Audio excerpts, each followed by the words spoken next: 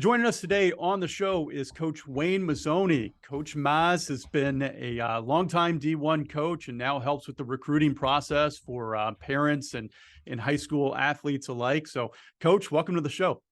Oh, I'm excited to be here. Thanks for having me. Well, I'm excited to have you. We've talked about recruiting in a past episode before, but to have somebody who's been in it for a long time and is currently in the space, it's going to be a big help to those who are listening. So I want to get into the recruiting process and just some of the things that you do and talk about your book and website. But first, tell us a little bit about your background. Well, if you're going to look at it from a recruiting perspective, I could go from every angle. Played high school sports, was recruited, played 2 sports in college, coached 30 years, wrote a book on recruiting, do speeches at high schools, have my own kids playing in college. So I've kind of seen this process truly from every different side. And the more I get into it and know it, the more I realize why it confuses a lot of people.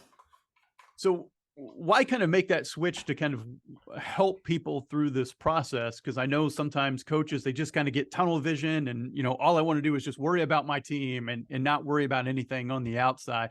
I got to imagine that you've probably seen a lot out there where it's like, wow, people really need some help in stewarding through this whole process. Yeah, I think that was really the biggest issue is as I was a recruiter, you deal with families and parents that really had no idea about this process whatsoever.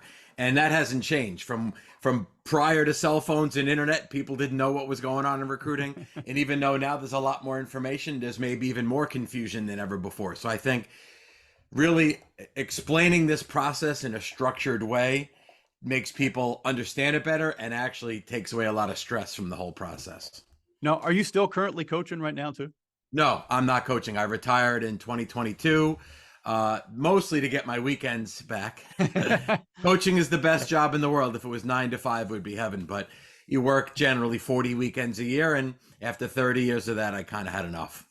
No, completely understand. And now I imagine you probably got some more time to watch your kids play ball now that they're in college and everything too. Yes. And I got a new puppy and I like hiking and I have other things that I like to do that I can finally do because I don't have to wake up and go to work every Saturday and Sunday. Completely understand that. And so, let's jump into it in the recruiting process. I mean, probably the question that parents would want to know, and it would probably take us the rest of the day to answer is, okay, well, how does my kid get recruited? How do they go to college?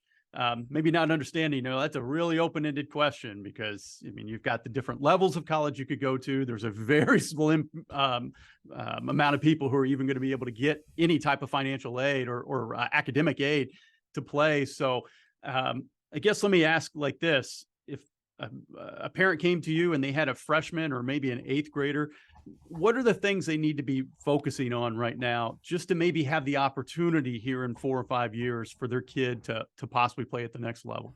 Great question. So first part of that is I get asked that very general question of how do I get my kid recruited? And the only way I could relate that back is like if my heart didn't feel right and I went to a doctor, a cardiologist, and said, "Hey, how do you do heart surgery? Do you have a while?" Right? So it's really, really complicated. But to your question of an 8th and 9th grader, I would answer that in twofold way. Number one is where is their current skill set, right? So what are their strengths? What are their weaknesses to actually have a plan to develop, as opposed to not really asking that question of what my kid is, good and not as good at.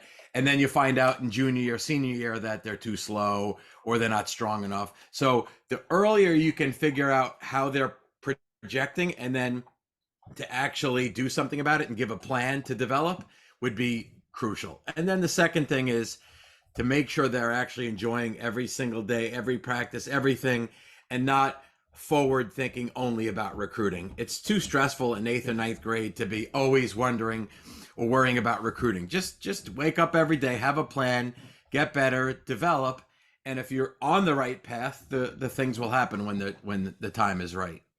So we say this in the coaching world. I don't know how much parents actually believe this, but if kids are good enough, will coaches find them?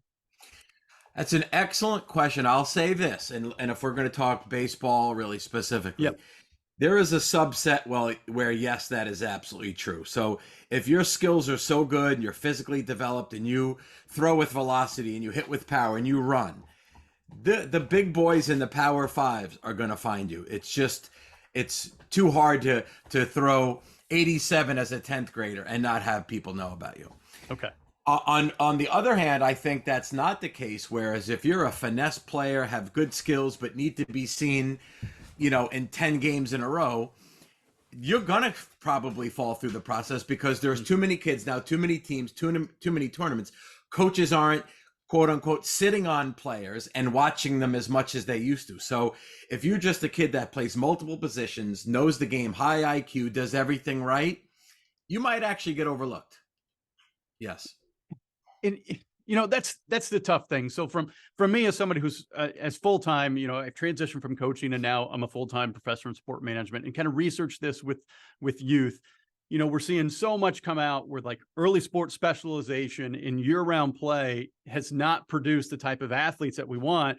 But on the other hand, if you're not playing and you're not in some of these showcases, it can be hard to be found. So somebody on the other side of that who made his living actually having to ID this talent, is there a happy medium in all that for parents to finally kind of like, okay, you can play, but we can't have you doing this 12 months out of the year, or throwing from the mound 12 months out of the year?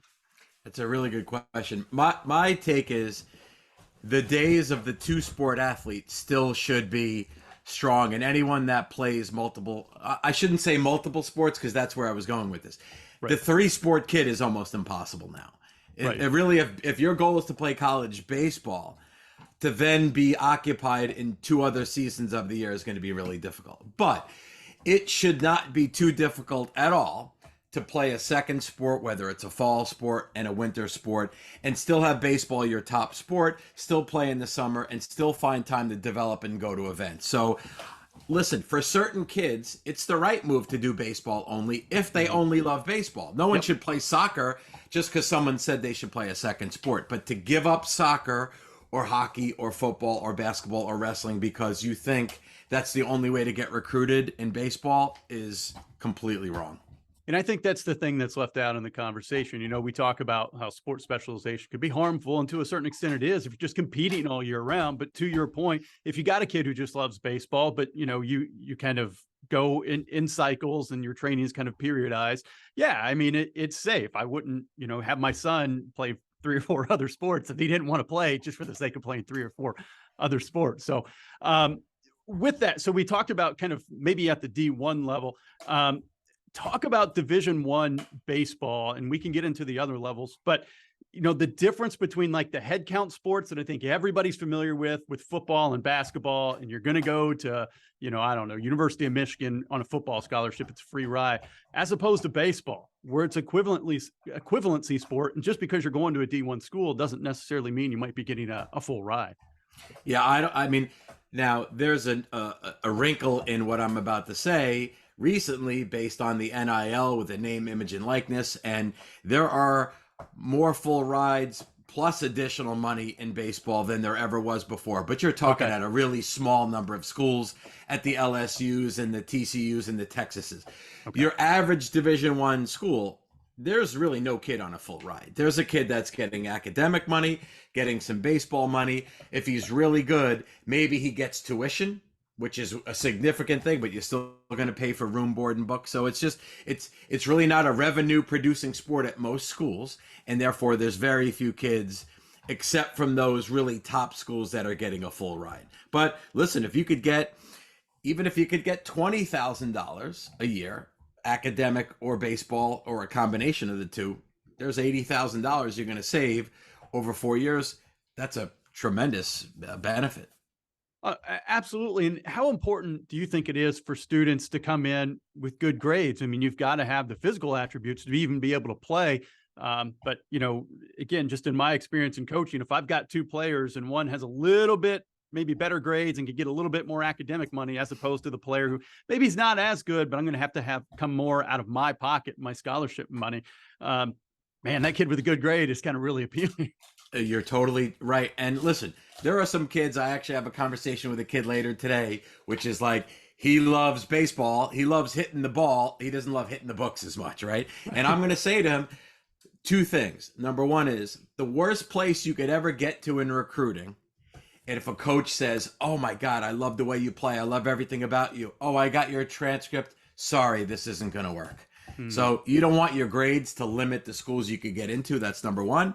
And then secondly, the better your grades are, to your point, the more money that you'll get at a particular school. So, the last school I coached at, Sacred Heart, 16 years, I'd get kids that got no academic money. They were acceptable with no with no academic money. And then I had kids that got up to $25,000 in academics. Well, that's a huge savings in college. So the bottom line is the better grades you can get, the more options you're going to have, and the more money will save you in the long term. And that's great advice there. And I had one more question before I kind of wanted to get into your book and kind of break down the 8 steps in your book. But um, it- it's different for every kid at every age because everybody's an individual. But as a parent, you know, is there a time where that, man, my kid's got a shot? Like he is showing me some things that he's a little bit more advanced in baseball or any other sport, but we'll stay with baseball. That boy, college might be a viable option for him to actually play. So I would answer that with two things. Number one, when your kid loves it when they are self-driven. They want to go to the workouts. They want to go to practice. They're waking you up. They're asking you for rides. They're leading the charge, right? If the parent is leading the charge, that's a wake-up call that this is probably not sustainable, because if you get to play in college, if you don't have that self-motivation, you'll be gone in a short amount of time. So that's one thing. And then the second thing is you should get an evaluation from somebody that's not mom or dad, right? From some coach that says, "Hey, I think your kid is a college level player at whatever level." So whether it's through a camp or through an informal thing, someone should evaluate this player to say that they're college worthy. Because unfortunately, when I do my speeches, I say the parents are the worst judges of athletic talent that are out there for two reasons. One, we love our kids, but two, we're not looking at the full recruiting pool that college coaches are. So you might see your son play 15 games in high school and 30 games in the summer in your little area, but you're not watching kids in Florida and Texas and California and international. So parents just don't see the competition like a college coach does, and therefore they don't have a way to judge it as well. Yeah, it's a great point. And, not just baseball, but just overall, only, about 6% or so of high school athletes end up playing in college. So, I mean, you're talking about a very small percentage, and the top 6% of athletes in the country make that leap at any level. So not just D1. But talk about your book, Get Recruited. And there's 8 steps in that kind of breaks down the recruiting process. I'll let you just kind of talk about it. If you want to kind of break down each one, feel free. So I'll do this, and I think this is the simpler way, even though it does add up to the 8 steps. When I do my talks in person at high schools, I break it down into 3 main steps with some subset steps in there. But step number 1 is, what are the right schools for this student athlete based on academics? So obviously what their grades are / what they want to study, right? So that may take the list of schools and shrink it down. Number 2, what do they want out of their college experience, not counting a sport? So do they want to be close to home? Do they want to be on the other side of the country? Are they a city type student? Do they want 40,000 or 2,000? And I help them go through that, and they should go through that mostly by taking visits. Most kids, when you ask your average 9th and 10th grader about college, how many schools have you visited? Some have been to none. So if you haven't been to college campuses, how in the world do you know what you want? So the whole idea is get out there, don't meet coaches, don't do admissions tours, just get on a few schools and start to learn, hey, I like this, I don't like that. So again, in step 1 is what kind of student, what kind of school do you like in general? And then the third piece of that is, how good are you at your sport? Are you a high level Division I player, lower level Division I, Division II, Division III, or we just said before, 94% of high school athletes are Division IV. There is no Division IV, right? Yep. So what, and this list can change. You could be in 9th or 10th grade and say, well, I want to go across the country to college, and a year later go, boy, that doesn't seem as interesting as it did. I don't really want to fly to college every time. All right, I'm going to start looking in this area. Or I thought I wanted to be chemical engineering major, and now I realize I don't want that. I want to study something else. Or I thought I was borderline Division III because I topped at 80 miles an hour off the mound, And now a year later, I throw 87. So maybe this set of schools. But the first step is, here's schools that fit me, and here's the reason why. Until you're ready to do that, you're really not ready to tackle this recruiting process. So the first whole step of this is, what are the right places for me and why? Okay. I don't know if you wanted to ask any follow-ups on that before I go on to the next piece. Well, I was just going to say, I work at a D3 here as a faculty member now, and it's something I tell, incoming students all the time, or high school seniors that are just kind of looking around. You've got 4 years here to set yourself up for the next 60. The chance of you going pro from the D1 level, extraordinarily slim. You're absolutely right. Like academic, and of course, I've got a vested interest just because I'm a faculty member, but academics has really got to be one of the first things there, because what from your perspective as a D1 coach, how many of your guys or D1 guys did you see going pro and making that contract to the point, hey, I can live off this for possibly the next 20, 30, 50 years of my life? Yeah, I mean, in 30 years of coaching, probably 3 guys. So the number, wow. I mean, and here's a fun way to look at it sometimes. The best college program in the country last year was LSU. They won the national championship. Out of all their draft eligible guys, how many guys got drafted? 3. So at the best powerhouse school in the country, it's still difficult to get drafted. And then even when you get drafted, still very difficult to make it all the way to the big leagues where you do it for a living. So some kids, let's be honest, some kids, the sport is the carrot that gets them to college, to get them to study. And then eventually they go, well, wow, I did, of course, need my degree and need my education. But frankly, baseball or a sport is something that makes the whole process more interesting at that next level. So academics always come first, but there's nothing in my mind wrong with making your sport equally as important. You've been doing it your whole life and you love it. So it should be a big part of that equation. Well, yeah. And I think it's a good way. I mean, frankly, it's also one of the ways we retain students. We want you to be here and happy, and we want you to be good with the coaching staff. So, for us, it's a great way to attract and retain students. And in my mind, I think schools are, doing a disservice to themselves so they don't invest into their programs, or their athletic programs, at least. Was there anything else there in the book, or you talked about the 3 steps that we may have not got to yet that you wanted to add on, please? Yeah. So I really just covered that kind of first step of how you get this list of schools. That doesn't mean that any college coach will know who you are. And before I talk about this next part here, most kids and parents have no earthly idea how hard it is to recruit as a college coach. They just think, well, it's easy for them to cover all the kids that are playing, and if they like my kid, they'll find me. The reality is, if we again talk baseball, there's pretty much 3 coaches, maybe 4, doing all the recruiting at that particular university, right? And yet it's a big country with thousands of teams, hundreds of thousands of kids, and constantly every weekend there's always events and tournaments and camps. It's just impossible for the coaches at, even in my state, UConn. UConn is an incredible school of recruiting, but there's still 4 coaches. They can't track every single kid. So the whole idea of what I'm about to say is, a kid, parent, coaches need to understand what to do to get this player evaluated by the coaches on their list. So the second part is, how do you get evaluated? I'm not even saying recruited, get evaluated. And it's always a combination of some video, getting seen live, whether that's at a tournament, a camp, at a regular game. And the biggest thing is a recommendation. So if you have somebody calling for you to open the door for you, whether it's a coach, an alum, a pro, a scout, someone like me, that's the biggest way to go from. It's like getting a job. Everyone that sends a resume in, do they all get a call? Of course not. It's too chaotic, right? There's a job opening, 5,000 resumes come in. How do they pick which 10 to move forward? Usually someone calls and says, hey, this kid sent a resume in, could you take a look? And then that gets picked from the 5,000. Doesn't mean you get the job, but your resume gets looked at and you probably get an interview. And it's the same way in the recruiting process. If Villanova needs 1 shortstop in the 2025 class, there will be 500 that will probably come on the radar of the coach, for maybe 25 to stand out, for them to offer 1 or 2, and one of those kids pick, that slot to be the 2025 shortstop. So That's the hardest part, is going from the mass of kids. How do you get yourself evaluated by the coach at the school on your list?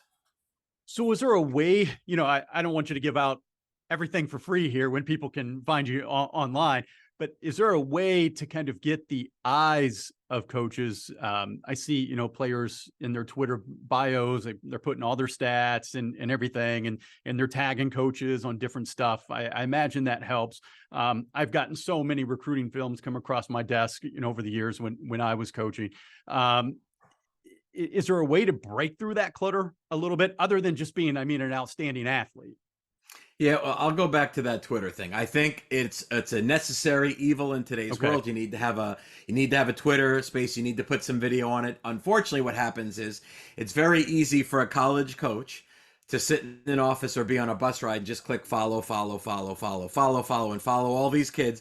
And then this kid goes, "Oh my God, Michigan's recruiting me. They followed me." They just hit a button.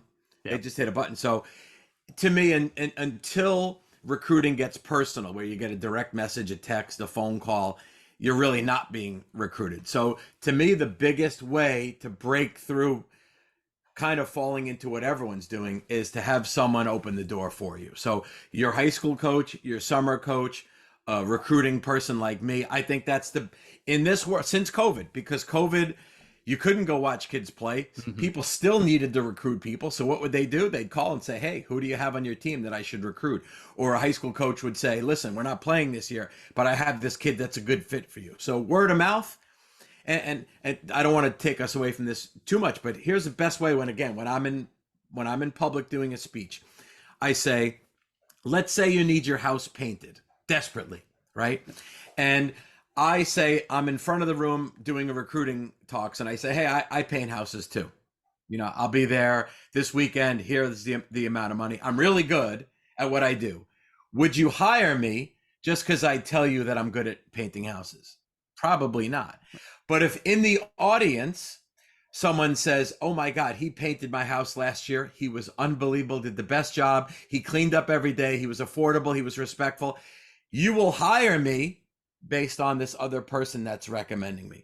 And it's the same way in recruiting. You could talk all day about how good you are, have your parents talk all day about how good you are. No one's going to believe it until a third party will verify it. So we've heard of like some students, not even, "Hey, I want to be with my club team. I don't even want to play high school anymore." How important is it that you develop that relationship with your high school coach and club coaches as well? Because I know club is important. I get that.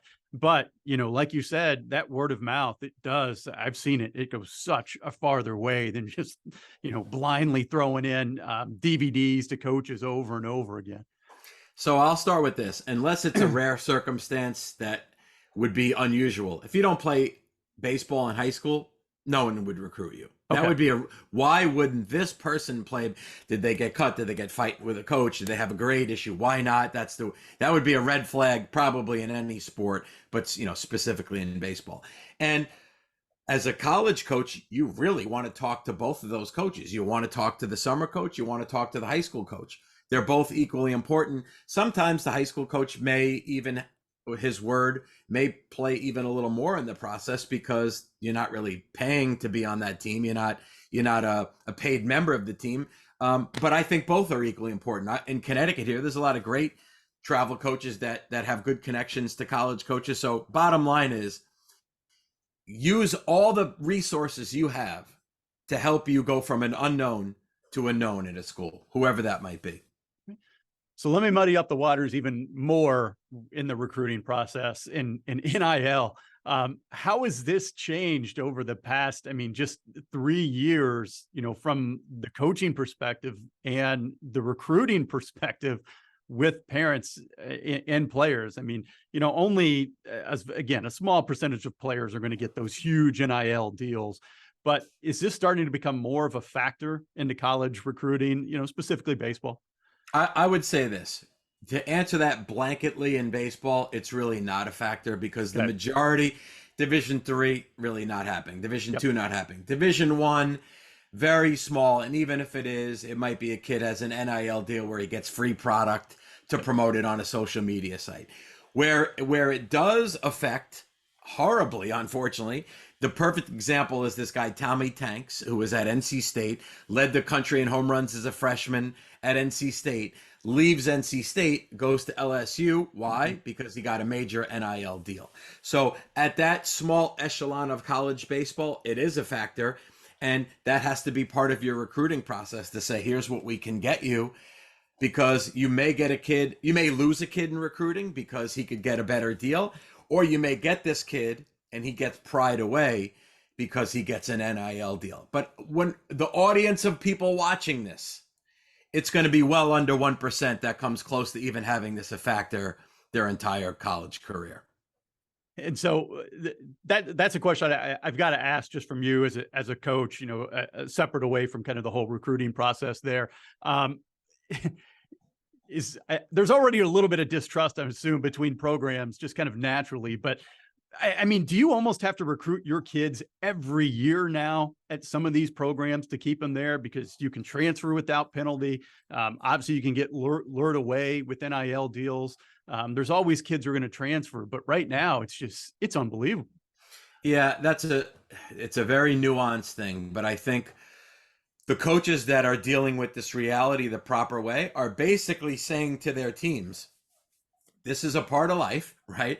We hope you stay. They're going to run a good enough program that the kids are going to want to stay. If a kid is disgruntled and doesn't like it, your options when you leave are not very good. If you're not playing and you don't have much stats, it's going to be difficult unless you're dropping down a level, or maybe at a high school, you had 2 programs or 3 programs heavily recruiting you, and you pick this one and you're not getting playing time. Maybe you have an option to go back to one of those other 2. But what a lot of college coaches that I talk to basically say is, if you're in the program now and you happen to do so well, you're just unbelievable, I'll be part of the process to get you to that dream school that you want to go to. I'm happy to do that. That could only be good for us. You know, listen, I'd love you to stay, but instead of you sneaking around and putting in the portal I'm happy to help you with that process. I had a kid at Sacred Heart when I was coaching. He came in as basically a recruited walk-on, no scholarship money, as a catcher. After 2 years, we realized he couldn't hit, but he had a good arm. He transitioned to pitching. He got Tommy John surgery. Coming back from Tommy John, he had a COVID year. He comes back as a 5th year, Brendan Coffey, and he becomes our closer. It was tremendous. And then he had a 6th year left. And he basically came in, he goes, if I'm coming back for a 6th year, I want to really be in front of scouts, and I think I owe it to myself to go to somewhere else. And we go, totally understand it. You've been a model for this program. And we got him to Boston College. And he went to Boston College and he became a reliever / closer there. Great process. So I don't think it has to be this underhanded, sneaky type thing. I think if coaches help their kids and to run the best program possible, and if they want to move on, I'll help you, I think it makes it a lot different. Well, I love the story, you know, of a walk-on who did everything right and worked his tail off. And you're right. I think coaches would, you know, go to the ends of the earth for players like that. So right. I love hearing that. Well, I know we're kind of getting up against it time-wise. You know, before we go, please let us know where people can find you, where they can learn more about your recruiting seminars, and where they can find your book. Sure. It made it very easy that it all basically has my name. So it's WayneMazzoni.com. And then my email is wayne@waynemazzoni.com. My social media stuff is either Coach Mazz or Coach Mazz Baseball.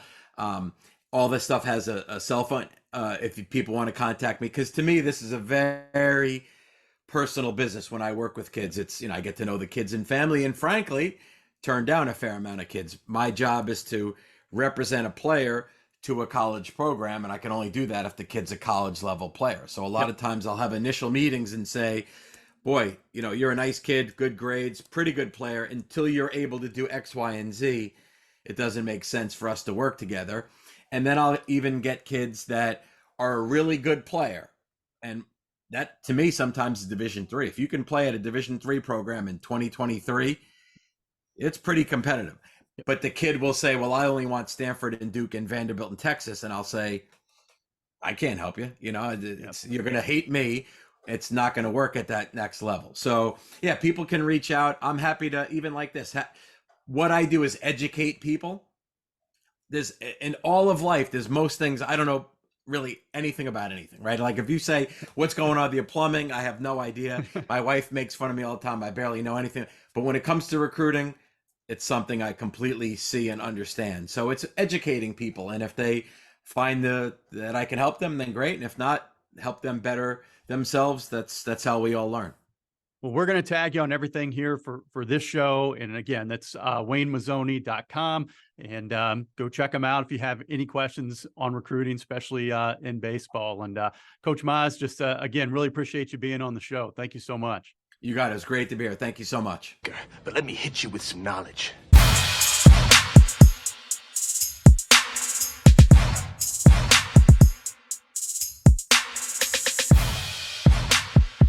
Coach Mazz was fantastic, and I hope you really enjoyed that interview. So if you know somebody who is going through the recruiting process, whether it be a student athlete or whether it would be a parent, please share this episode with them. We also have an episode that we did, this is probably back in the summer, so it's been a couple months ago.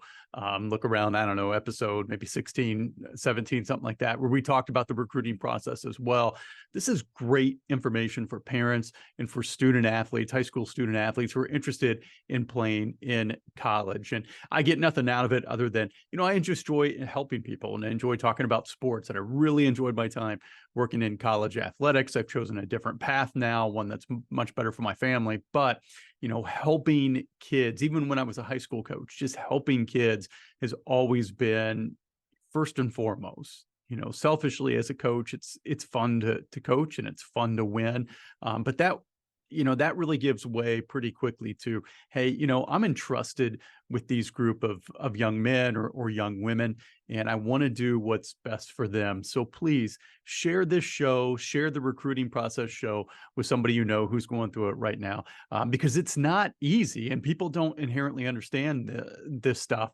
And there's people out there looking to take advantage of you. And that's my Uncle Brandon advice for you today is, if you're a student athlete or if you are a parent of a high school student athlete who has the chance to play pro, get somebody in your corner who is experienced at this, who's been through this process before.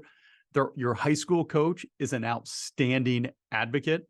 Now, maybe you might not have a great relationship with your high school coach, so maybe your club coach, if they've been through this process before, and somebody who you trust will help you make the best decision for your child. Don't just get somebody you blanketly trust, especially if they haven't gone through the process, especially if they're not experienced. And there's no shortage of people who've come along and taken advantage of families and taken advantage of high school athletes who don't understand the recruiting process, especially the ones that have the opportunity to play at a Power 5 at a high level in football or in basketball, because they see dollar signs. And so they may be a trusted family friend or maybe even another family member. And, hey, I don't really understand this stuff. Oh, well, I'll take care of it for you. And I'll work with these teams and everything. And then, they take off with money that's earned from this kid going to college and maybe getting a pro contract. Oh yeah, I'll take care of his money too. Don't worry. And then the family's left with next to nothing. There's a great story, a 30 for 30 on that. I think this is one of the things ESPN does really well is their 30 for 30s. And it was on Wayne Dupree, the best that never was. So just kind of a cautionary tale as somebody who's been in this, both as a high school coach, a club coach, and also as a college coach on the other side, recruiting student athletes. If you don't understand the process, if you don't understand the verbiage and the language, and when do we need to submit test scores and transcripts, and what are all the things that we need, find somebody who's experienced, who's gone through it. My first recommendation is your high school coach. High school coaches, they know your child well. They will advocate for your child, and they've probably had other players who've gone through the process. Coaches know them. College coaches know them. College coaches trust them. Find somebody experienced. So experience would really be my first measure. And then after that, I would probably find somebody along the lines that I would trust. Experience and trust do those things, and you're going to be okay. NIL is a whole nother beast when it comes to this stuff. And there's no shortage of agents coming out of the woodwork who want to help your child possibly get a big NIL deal. But are they really looking out for the best interest of your child? Or are they just trying to get the biggest payday that they can? And then your child doesn't read a contract. And now maybe they're on the hook once they go pro for, 40, 30% of their salary, which is happening right now with an NFL player. I can't think of his name off the top of my head, but that's been in the news in the past few weeks. So somebody's experienced, somebody you trust. And if you don't know who they are, feel free, reach out to us on social media. We're on Twitter, we're on Instagram at FOF_show. I might be able to help you through the process a little bit. And what I don't know, I guarantee I can find you some people who are reputable who can help you through this. So you've got one resource right here. I am happy to help. So that's going to do it for this week's show. Again, please check us out on the podcast on Spotify. You can watch us on YouTube or Rumble. Follow us on Instagram and Twitter at FOF_show. Have a fantastic week. Next time I talk to you, it's going to be October. Fall is in the air. Football is in high gear. And then we got baseball playoffs right around the corner. Right now, my Cubs are tied for the final wild card spot with the Marlins. The Marlins hold the tiebreaker. So next week, you're either going to get a really happy host or a really sad host. So we'll see what happens. Have a great week. As always, love God, love each other, be a good sport. We'll see you next time.